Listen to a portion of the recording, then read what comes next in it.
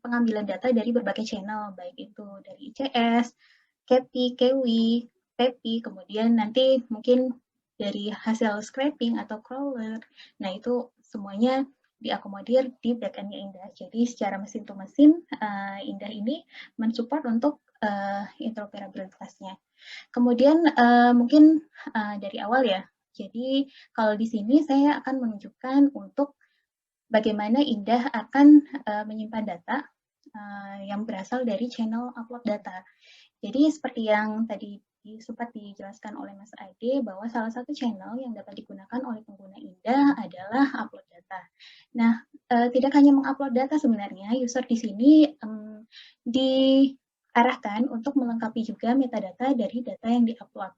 Jadi baik itu tentang organisasi dari yang mengupload data, kemudian alamatnya dari provinsi atau negara mana, kemudian kabupaten kotanya, kemudian penanggung jawab dari data tersebut juga dilengkapi di sini.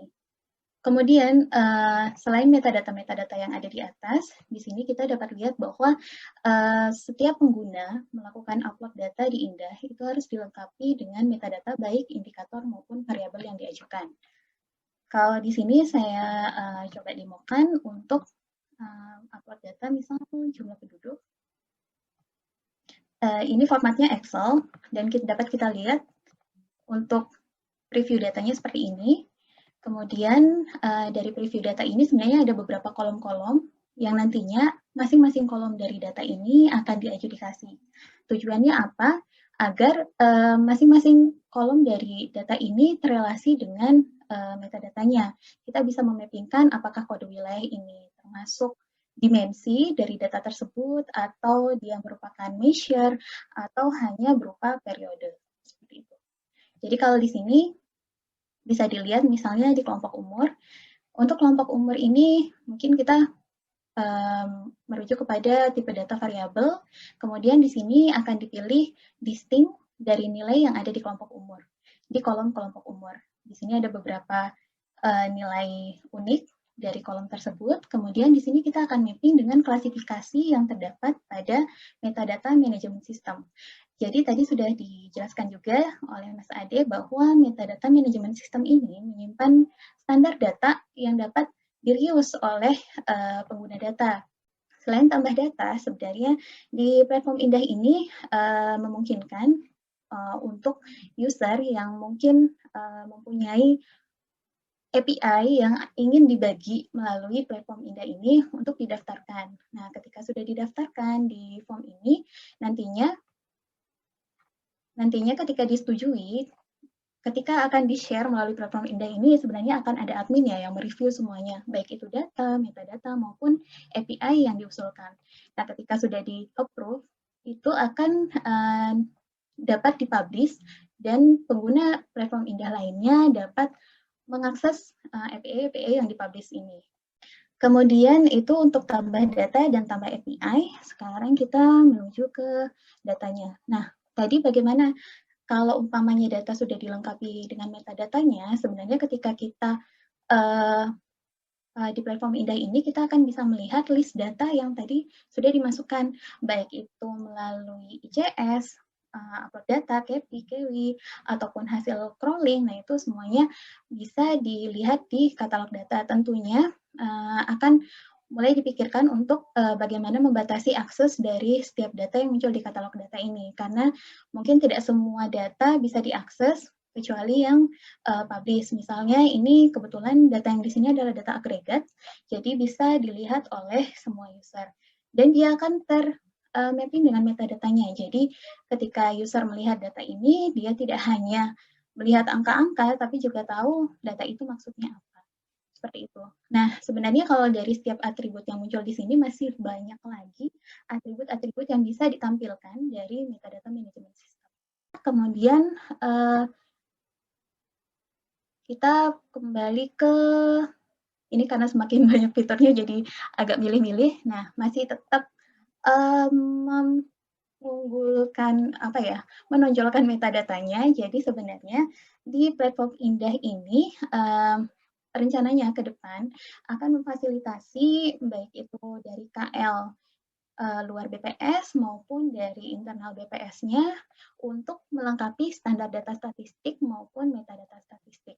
Kemudian yang lain adalah sebenarnya selain pengumpulan metadata dan standar data statistik, BPS itu kan mengimplementasikan GSBPM ya atau SBFA dalam proses bisnisnya. Salah satu fase awal dari SBFA itu adalah specify need. Nah, dari specify need ini, setiap subject matter dari internal BPS itu mendaftarkan program atau kegiatan statistik yang akan dilakukan di kemudian hari, di tahun berikutnya atau 2 tahun berikutnya. Nah, itu dari sini udah mulai direncanakan apa saja yang akan dilakukan di tahun berikutnya. Dan semuanya, baik SDI maupun untuk metadata perencanaan ini dilengkapi dengan dashboard. Kemudian sekarang kita menuju ke bagaimana cara platform Indah ini men-share data-data yang terdapat di Indah. Jadi tadi udah dikatakan bahwa ada data katalog. Nah, data katalog ini membantu user untuk menemukan data-data apa saja yang tersedia di Indah. Kemudian yang lain adalah ada eksplorasi data, kemudian data sandboxing, tabel dengan dinamis, dan juga visualisasi. Nah, untuk tabel dinamis, ini tetap memanfaatkan dari konten metadata. Jadi, karena data dan metadatanya itu sudah terrelasi, jadi akan sangat gampang ketika user memilih bahwa misalnya subjek. Subjek ini adalah pilihan yang terdapat di metadata bahwa data-data di DMS itu ada subjek apa saja. Kemudian dari subjek ini kita bisa lihat topik apa saja yang tersedia. Dari topik ini kita bisa melihat pilihan tabel apa saja. Karena saya memilih tabel jumlah penduduk menurut jenis kelamin dan provinsi, di sini bisa terlihat bahwa variabel yang terdapat di tabel ini, misalnya jenis kelamin ini ada item apa saja. Di sini ada laki-laki dan perempuan. Kemudian periodenya tahun berapa, kemudian kita simpan, dan kita bisa lihat hasilnya. Jadi tabel dinamis ini untuk backend-nya itu menggunakan skema warehouse. Jadi di situ untuk tabel-tabel dimensinya menggunakan apa yang ada di metadata management system. Jadi untuk integrasi datanya itu akan sangat bergantung dengan konten yang ada di metadata management system. Sedangkan untuk tabel fact-nya akan menyesuaikan dengan kebutuhan. Kemudian di sini secara sederhana user juga dimungkinkan untuk mengatur-ngatur layout dari tabel dinamisnya. Seperti itu. Kemudian tadi sempat dijelaskan juga mengenai data sandboxing. Nah, untuk data sandboxing ini sebenarnya kita menggunakan environment Hadoop, banyak node-node.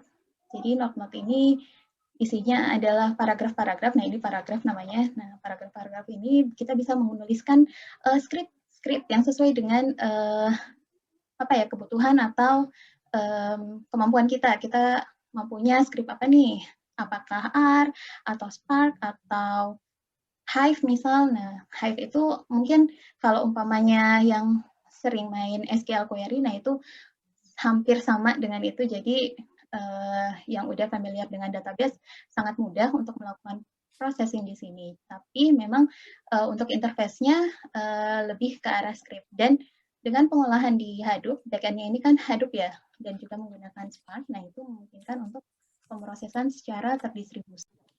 Kemudian yang lain untuk visualisasi. Ini ada beberapa contoh ya, ini adalah contoh. Jadi ini kemarin itu ngambil dari sumber data, ada Prodescal, kemudian ada DTKS, ada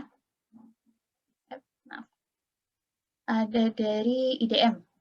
Nah, kalau untuk pengambilan sumber data ini sebenarnya kemarin ada beberapa yang di-crawling dan juga ada yang beberapa diambil secara manual hanya untuk melihat bagaimana kalau data-data ini diintegrasikan. Nah, dari sini sebenarnya kelihatan bahwa ya kita harus tahu metadata dari masing-masing data yang kita ambil. Jadi kalau umpamanya, apalagi ini berbagai sumber ya, kalau di sini kan kelihatan ya bahwa satu halaman ini cuma dari satu sumber, tapi ketika kita ingin menyandingkannya menjadi